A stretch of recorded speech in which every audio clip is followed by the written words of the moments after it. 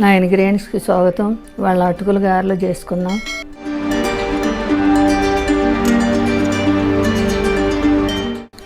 ఈ అటుకులు శుభ్రంగా 2 సార్లు వాష్ చేసుకుని పెరుగులో నానబెట్టుకుందామండి.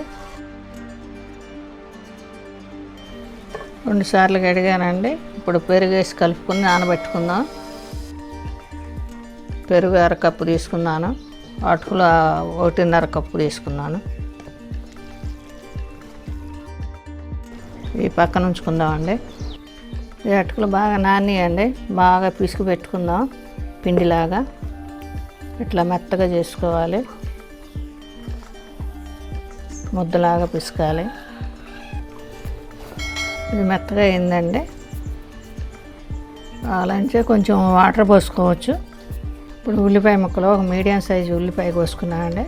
పచ్చిమిర్చి నేను 4 కోసుకున్నాను. నాకు ఘాటు ఎక్కువ కావాలి. మీకు కావాలంటే 2 వేసుకుంటే సరిపోతుంది. 2 కరివేపాకు రెబ్బలు కట్ చేసి పెట్టుకున్నానండి. 1 టీ స్పూన్ సాల్ట్ కలుపుతున్నానండి. జీలకర్ర 1 టీ స్పూన్ కలుపుతున్నాను. 1/2 టీ స్పూన్ పసుపు కలుపుతున్నానండి.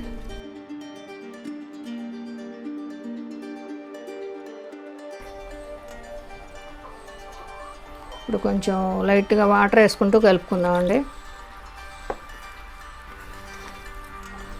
ఇంకొంచెం పోసుకుందాం. కలిసిపోయిందండి. కొంచెం కొత్తిమీర కూడా వేసుకుందాం. అల్లం పేస్ట్ కొద్దిగా వేసుకుందామండి.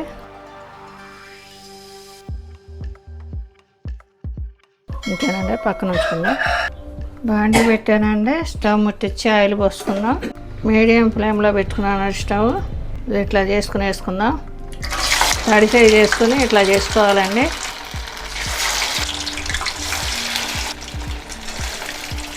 ఇది నిమ్మలంగా తిప్పుకుందామండి. ఇది వేగిని తీసేద్దాం. కొంచెం రంగు వచ్చిన తర్వాత తిప్పుకోవాలండి, లేదంటే చితికిపోతాయి. మీడియం ఫ్లేమ్లో పెట్టి చేయాలండి. వేగినట్టు తీసేసుకుని మళ్ళీ వేసుకుంటూ ఉంటే సరిపోతుందండి.